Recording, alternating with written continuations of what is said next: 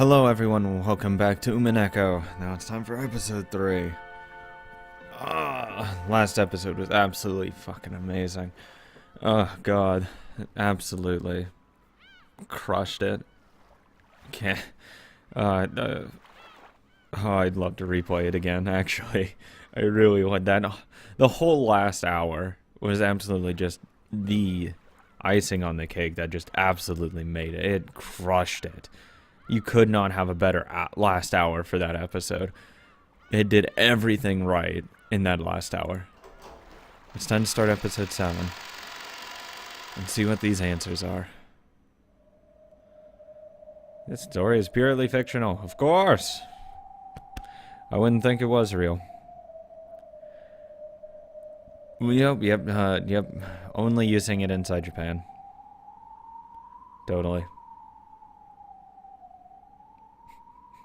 土は土に、灰は灰に、塵は塵に、幻は幻に、そして夢は夢に、夢とは寄せては返す波間の真砂に描くもの。それは波が寄せるたびに真っ白に戻ってしまう儚きもの。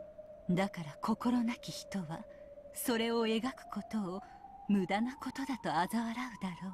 しかしもう彼女の描いた夢を消す波は二度と訪れない。彼女が最後に描いた美しき夢はもう永遠に消えることはない。さあさあ思い浮かべてごらんなさい。それは暖かき春の日の柔らかき午後の日差しがそのまま陰ることを忘れたかのよう。それはとてもとても素敵なことなのだから。あなたの最後の夢の立ち会い人、プブリウス・ワルギリア・マロ。 Thanks, Virgilia.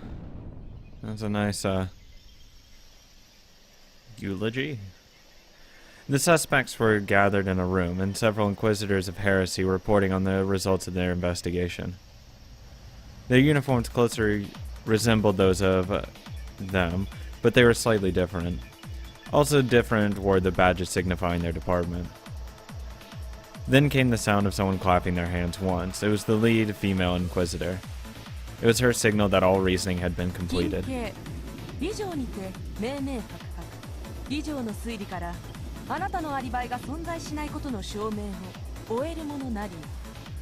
At the other end of her pointing finger was a quivering maid with frightened eyes. Her name was? No, that's not important. Oh, fuck, of course. What matters is how that she could have entered the closed room study where the victims was whenever she pleased. And furthermore, it had been proven that her claimed alibi for the time of the crime was contradictory. Shaking, the maid tried to continue in her illogical pleading, but everything she said had already been seen through.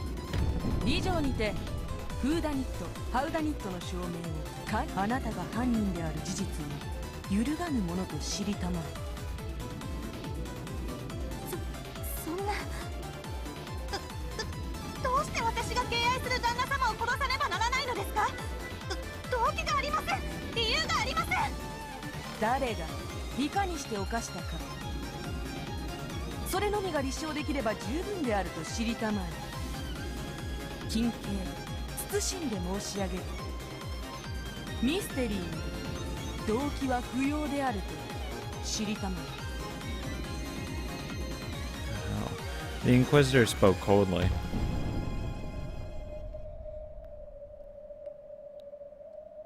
Don't see how this matters. I don't know why it keeps switching between here and there as well. After finishing her witch's prayer, Virgilia stepped back from the coffin, which lay on an altar bedecked with many beautiful roses. Bedagged. I don't know. In her place, Battler moved to the front of the coffin, wearing his territory lord's cape. Though the cape was supposed to represent dignity and majesty, it somehow made Battler look smaller. Battler held a book with a majestic binding in his hand. It was a game record that had just been written. Or perhaps it was a tale. A game. Or else a fragment. Written in it was the dream that would be more enjoyable for her than any other. Battler pressed against its forehead and contemplated for some time. Then he kissed it, and laid it gently in the coffin. It was placed upon her chest. It made her look like a little girl clutching her favorite stuffed animal as she drifted off to sleep.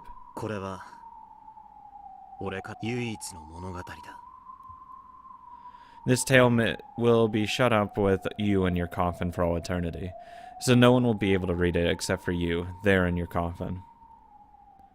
猫箱に閉ざされた唯一不変不可侵の永遠の物語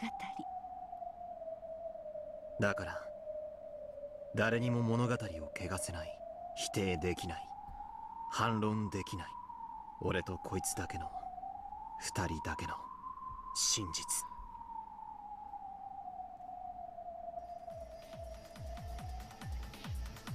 クソ誰が What?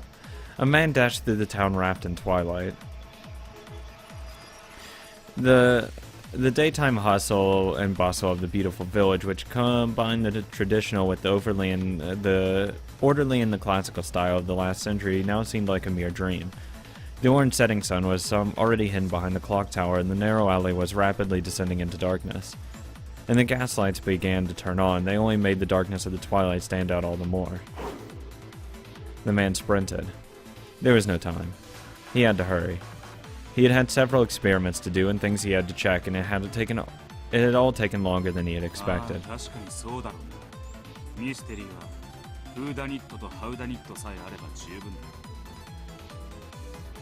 In the mystery genre, the motive or the why done it is given the least precedence. A murder is constructed because there's a culprit who commits a crime. A motive has no place there. So it's usually the most ignored element. In fact, these days, there are even some who call it unnecessary. "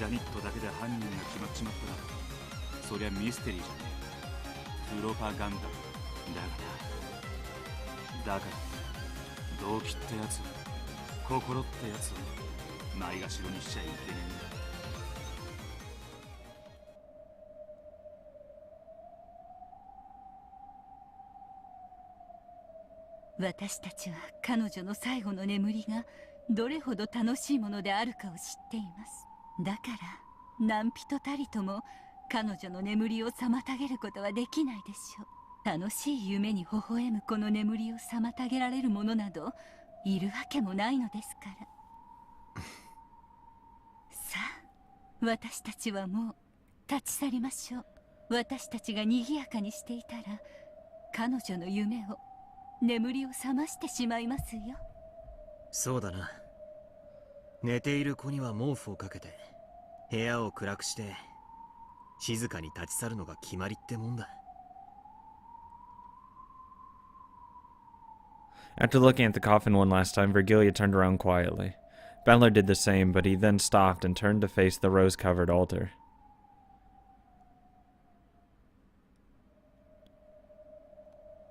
Ballard said his final words with his heart. As long as those words didn't leave his mouth, no one could understand what they were. However, those words of the heart caused Ballard's expression to change several times.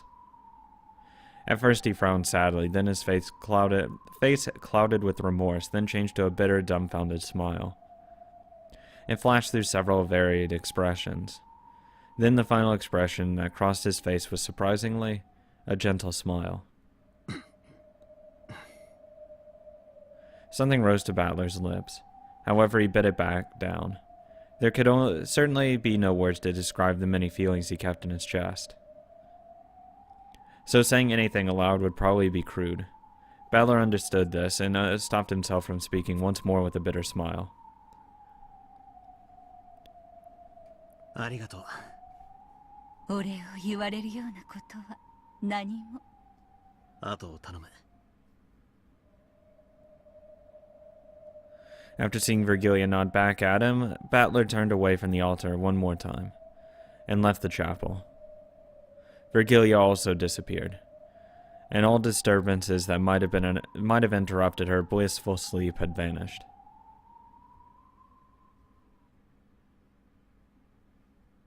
The inquisitors of heresy listened with calm, no scornful gazes. They listened to the frantic babbling of the maid accused of murdering her master.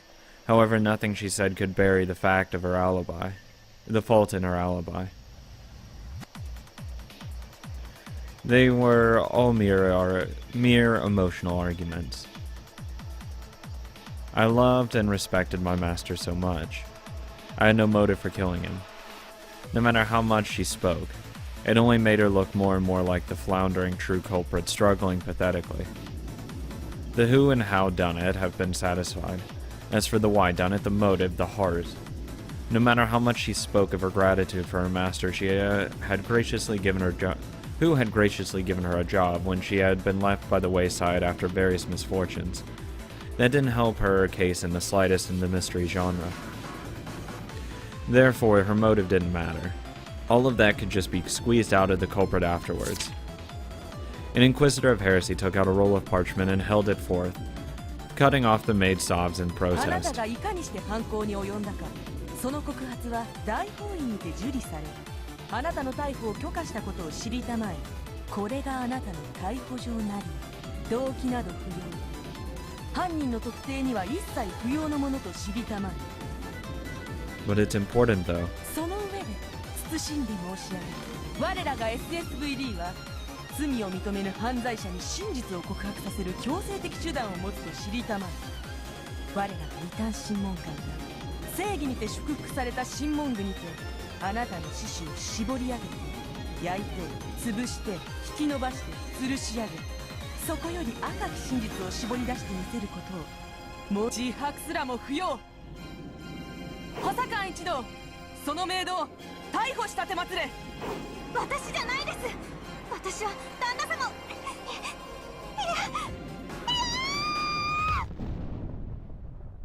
Hey, buddy. Who are you? そのメイドは犯人じゃねえ。 A man kicked the door open and the inquisitors were all shocked at the sight of him. なぜあなたがここにいるものなり。 Who? この事件はもうあなたの担当ではないと知りたまえ。 The bigger questions who? うるせえ。アリバイがない奴を一人見つけたらそいつが犯人なのか。犯行には動機が、心がいらねえってのか。犯行はな、人が犯すんだよ。心がねえ事件なんて存在しねえ。心を無視した推理なんざ俺は絶対に認めねえ。あなたのホワイダニット至上主義の主張には辟易するものと知りたまえ。ホワイダニットなど無用。審問すればかようなもの容易に絞り出せるものなり。大法院もその女が犯人であることを認めたものなり。No, they just handed down an indictment. That doesn't mean she's arrested. That doesn't mean that she's, like, guilty. 大法院はそのメイド以外の全員にアリバイがあるならきっとそうなんだろうというお前の独りよがりを鵜呑みにしただけだ。他の被疑者のアリバイが崩れれば白紙に戻る。他の連中のアリバイも無様なもんじゃない。大広間の時計の音は正確に正午を刻んだか。勝手口の犬は全員に吠えるのか。確かにお前はメイドのアリバイの偽証を崩した。それは見事なもんさ。だがそれで終わりなのか。メイドに犯行が可能でもそれを行う動機はあるのか。他の人間のアリバイは完璧なのか。他にもアリバイを偽証している人間がいる。それを探すことを怠るな。犠牲者に怨恨は、金銭関係でトラブルは、動機を捨てるな。心を捨てるな。動機なんて後付けでどうでもいいなんて、そんな乾ききったミステリーごっこは卒業しちまいな。 I agree. メイドが犯人でないならなぜに彼女はアリバイを偽証するものなりや。そしてそれを問うことも茶番。審問し赤き真実を絞り出し犯行時刻の全てを赤吉で署名させるだけで良いものと知りたまえ。ああ、そうだろうな。お得意の拷問で全てを神の目線から客観的に赤裸々に絞り出せばいいさ。でもな、言っておく。心のねえミステリーと推理のやり方はな、俺が絶対に認めねすでに本事件は本館に継承されたるものなり、ここに命令書もあるものなり。さあ補佐官一同、構うことはなしと知りたまえ。そのメイドの逮捕を命じるものなりや。When she gave the order, her subordinates hesitated, looking back and forth between their superior and that man. させねえよ。本当の犯人は他にいる。動機から推理可能だ。アリバイトリックなんざ古典通り。心を忘れるんじゃねえ。Yeah, don't forget the heart. 心など不要なり。犯行可能な疑わしき人物を導き出し、信用して赤き真実を絞り出せばいい。万一犯人でなかったなら、別の疑わしい容疑者を審問にかければいいだけなりや。そんなのは推理じ退きたまえ。その女を逮捕するものなりや。そのメイドが犯人であると知りたまえ。使用人が犯人であることを禁ずる。 Okay, the hell. Wasn't expecting some red truth. Might as well start writing this down. Fuck me. Even though, like, I'm pretty sure I have the answer, but you know, you never want to risk anything. You don't never stop thinking, right? It's never over.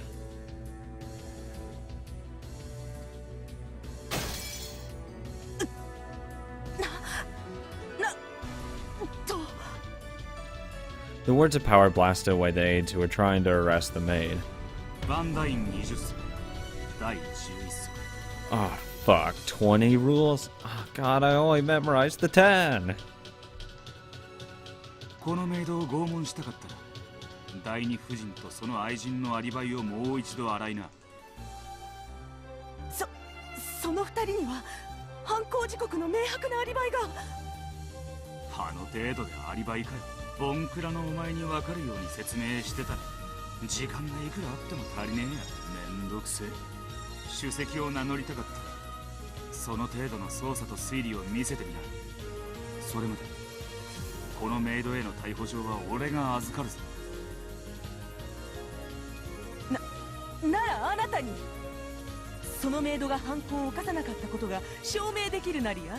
That's not the job, though. The job's just to prove that it wasn't only her that could have. 犯行時刻に彼女が台所を離れていたことは明らかと知りたまえ。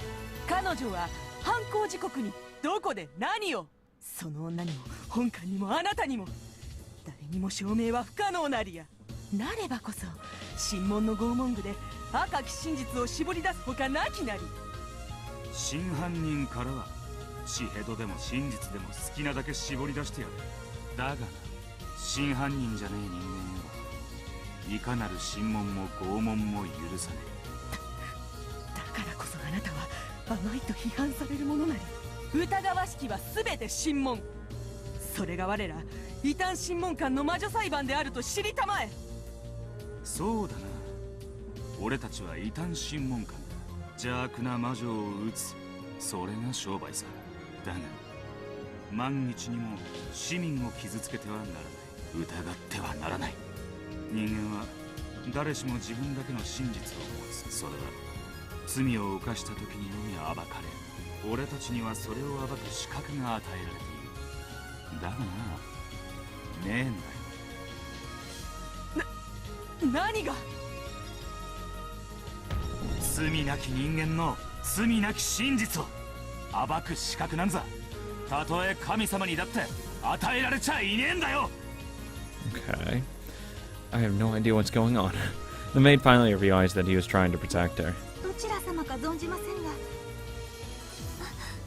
ありがとうございます。私本当に犯人じゃないんです。 That's what I would say too if I was the culprit. んなことは知ってる。お前の彼氏は全てを投げ出してお前のためにアリバイを証言するとよ。感謝しとけ。あの若造は名誉も肩書きもお前に比べたら大したもんじゃねえと言いやがったぜ。そんなことをしたらあの人は。それには及ばねえ。恋人たちの秘め事を暴くのは三流雑誌の仕事だ。ミステリーじゃねえ、俺だ。心のない推理は絶対に許さねえ。 Hey, the foiled Erica, how's it going? Then for the first time, the man's sullen expression relaxed and he patted the maid's head unreservedly. 彼氏と幸せになりやがれ。だが勤務中に相引きするのはあまり褒められんな。時々にしとくんだ。ありがとうございます。ありがとうございます。 These words were heard only by the two of them. The man had learned of her innocence, which could only be proven by exposing the secrets of a pair of young lovers. And he had rushed about in search of a solution, resentful of the arrogance of those trying to expose this by forcible means. 推理はな、犯人を作ることでもその過程で心が大事なんだ。探偵気取るなら心を忘れるんじゃねえ。そいつを忘れたら俺たちはただの知的蹂躙者だ。それを忘れるな。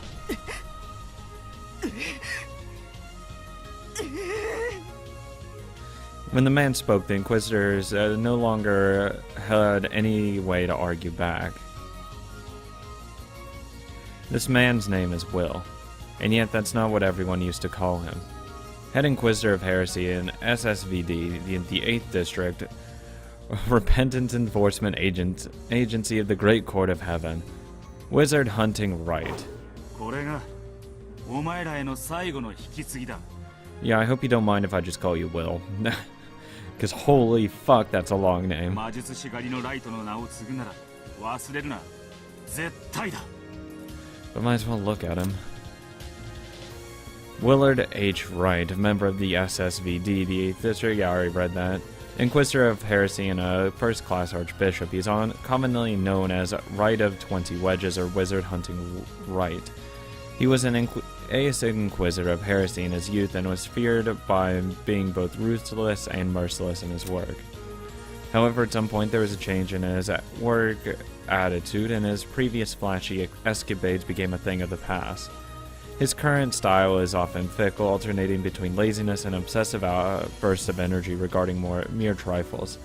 By now everyone has given up on trying to understand him. He's already filed his resignation and had it accepted. Only a few days remain before he'll lose the name of Wright. No, okay. Do I get the 20 wedges? Oh, SSVD. One of the Repentance Enforcement Agencies under the direct supervision of the Great Court of Heaven, responsible for the 8th District, has a long history even among the other enforcement agencies. It's also known as the strict and fundamentalist attitudes. Many say that they do not keep up with the times, but they are also highly praised for continuing to preserve the basis of the lost spirit to this very day. It's traditional for their head Inquisitor of Heresy to inherit the name Wright. Who?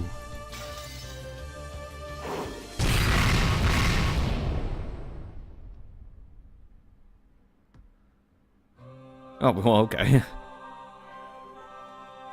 Thank God I stopped it right there.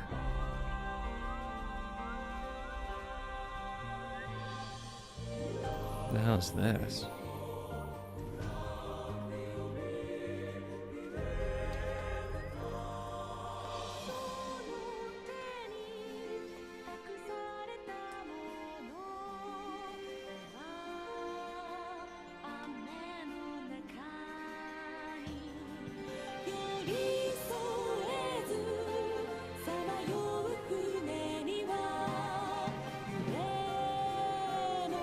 Oh good, another new piece or player.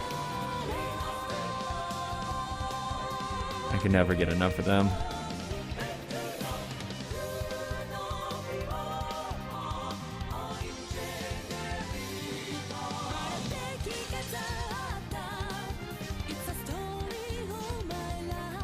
Wonder if Erica's gonna be in this.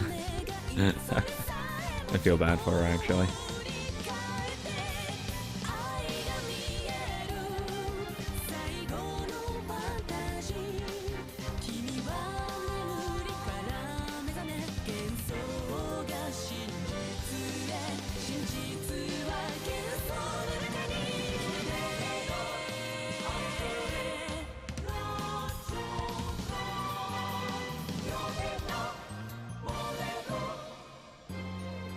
Huh. I'm curious to see where Burn takes this. Because there's a lot of things that can happen. There's a lot of things that probably won't happen that won't make sense to me at all.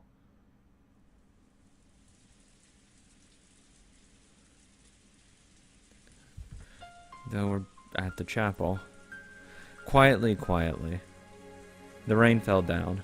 The rain of sadness dripped down the outer walls of the chapel, quietly washing away the dust of the world of the living. The chapel doors were open. For a wedding, only those with invitations would be allowed in. However, for a funeral, the doors would be open for all those who remember the deceased. So this must be a funeral. A shadow holding an umbrella approached the chapel. It was Will.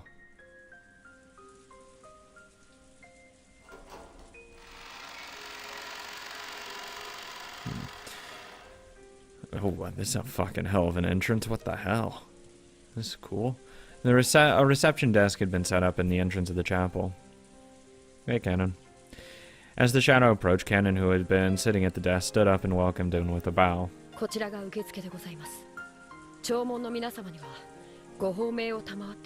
Please sign my book. ご記帳をお願いいたします。悪いな、弔問じゃねえ。待ち合わせだ。You came to a funeral to meet someone? Dick. A dubious expression rose to Cannon's face. Will pulled an envelope from his pocket and showed him the sender's name. 失礼いたしました。どうぞお入りを。すまねえな。せめてそいつをもらえるか。ありがとうございます。きっとお喜びになられると思います。Cannon handed over a single golden rose, which were being handed out to all the mourners. Will took it and silently bowed his head and entered the chapel.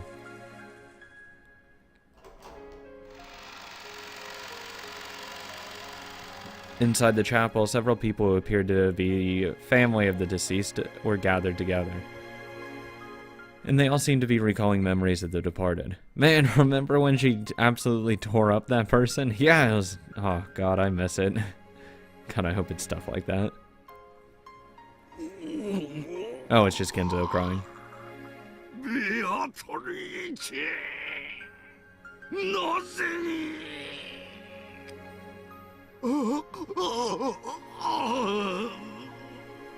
Poor Kenzo. I feel bad for him.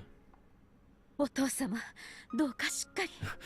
Calm down, Kenzo. It's okay. 控室の方で少し休みましょう。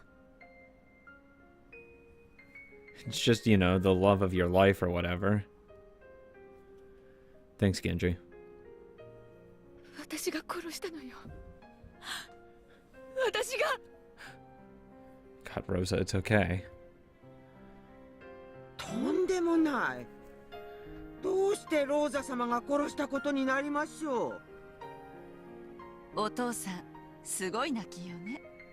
ベアトリーチェか。絶対お母様が亡くなった時より泣いてるわ。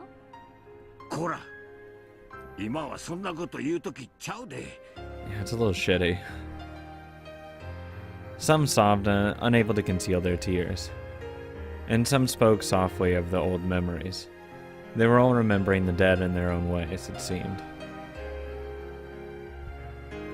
When Will approached the altar, several people turned around, and of course none of them knew who Will was. Paying this no mind, Will walked in front of the casket of the altar, which seemed to be buried with golden roses. Inside the casket, there was no corpse, but a nice book. Instead, as though it lay there in place of a body. There was a single thick book with an extravagant binding. The space all around it was filled with countless golden roses. There were words printed on the book's cover. To my beloved Beatrice, October 5th, 1986. Miss Beatrice, Mrs. だったら許しな。会ったことはねえ。だが、お悔やみ申し上げるぜ。 He took the rose that he had received from the reception area and placed it in the casket. He had absolutely no connection with the woman called Beatrice.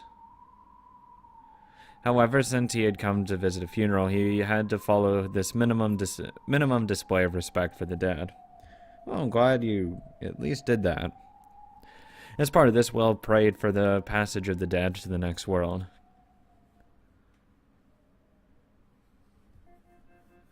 失礼だが、どちら様かな？私は後宮クラウス、喪主の代行です。こっちは子供のリオン。What? はじめまして。 Who the fuck are you? Ushirimiya Lion. The first child of Kraus and Natsui. Jessica is their second child. What? Was given the silver ring of the head successor and will succeed the position of the family head upon turning 20. Mild, polite, and without any clear faults, except for being too young, this youth is more suitable to become the next head than any other and is adored by Kenzo. That is the baby, then. That was given to Natsui, isn't it? I.e., the child of Beatrice and Kenzo. Which happened, and that Beatrice happens probably to be the child of another Beatrice that he had sex with. Because let's be honest, it's fucking Kenzo. I wouldn't put it past him.